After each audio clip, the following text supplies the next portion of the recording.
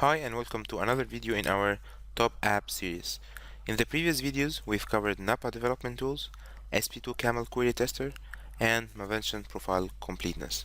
Today we're gonna cover a very interesting app called Documents Shared with Me. So let me show you how I got to know about this app.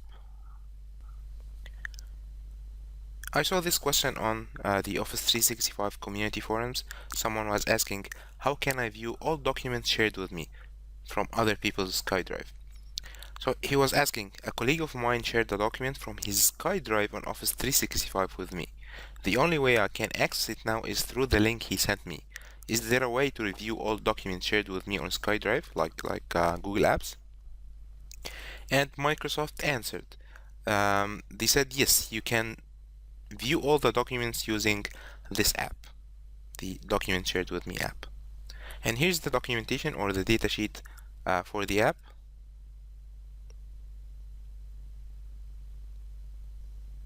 And what the app basically does is that it provides a complete overview of all the documents shared with the logged in user. Therefore, the user is automatically informed of shared documents without leaving the context where he's performing his tasks. In other words, he doesn't have to open MySite or SkyDrive of other users to find the documents he's looking for.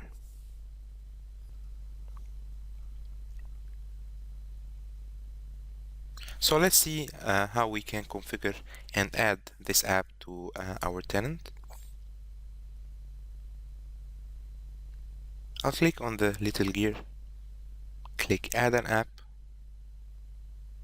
I'm here wearing the hat of the administrator. I'll go to the SharePoint store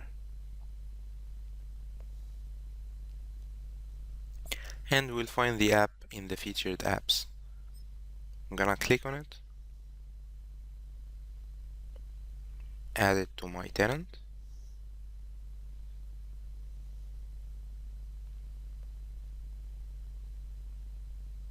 And now the app is being added to the tenant.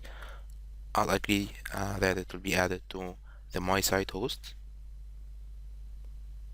I'll return to the site.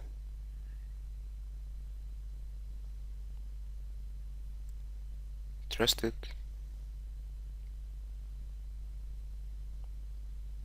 And now we have the app added to the MySite host.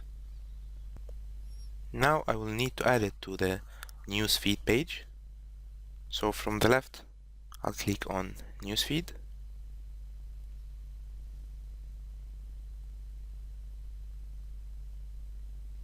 I'm gonna edit the page.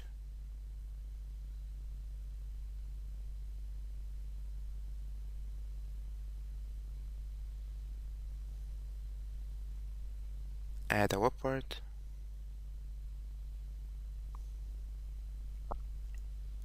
From the apps, we'll find documents shared with me.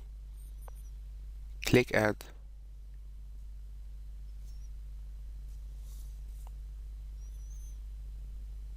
And here's the app part or the client web part for the app.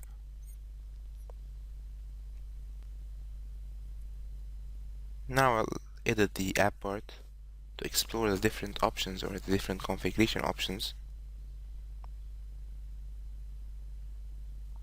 Let's first expand the layout and change the zone index to 2 to make sure that it appears at the bottom. And from here we can change the number of documents returned. We can choose whether the documents will be open in Office Web Apps or the client applications. We can control the Office Web Apps file extensions, and we can change the prefix of MySites from here. I'm gonna click OK.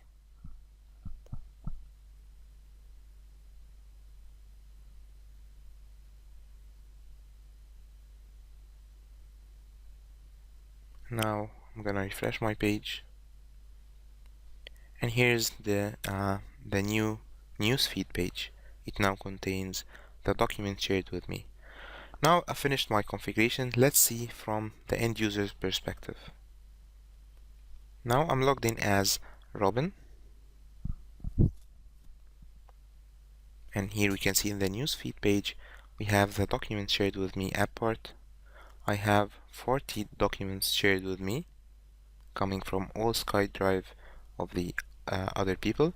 Let's say I want to filter on Katie to see all the documents shared by Katie. We have 3 here. Let's return to all authors. And let's try the search box on the right. Let's say we want all the documents related to Japan. Search. And we have 3 items related to Japan. I can also choose a specific author. So let's filter on York. And we have 1 document related to Japan, authored by York. I can clear my search from here, and now I'm back to the original view. Let's go to the SkyDrive. Let's create a document and share it with another user.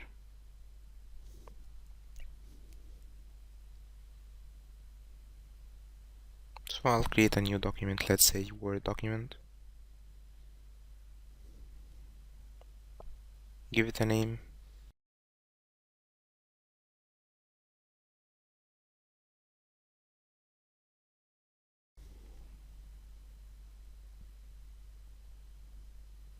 Let's insert something.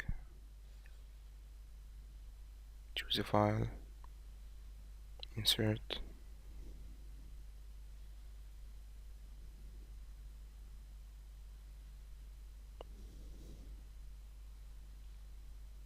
And now I'm gonna share it with Katie Jordan.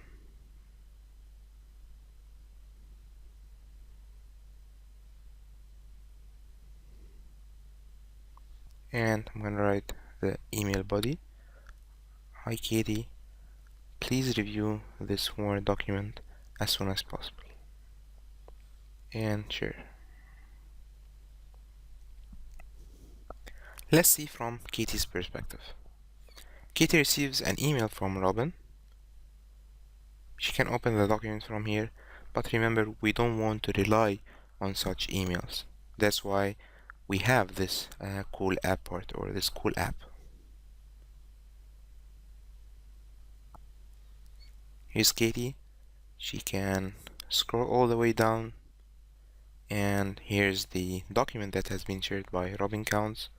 She can also filter on Robin Counts and see that the document is displayed here.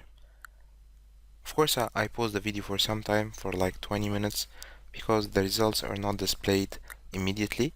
It's basically relying on the SharePoint search, so you might need to wait for some time.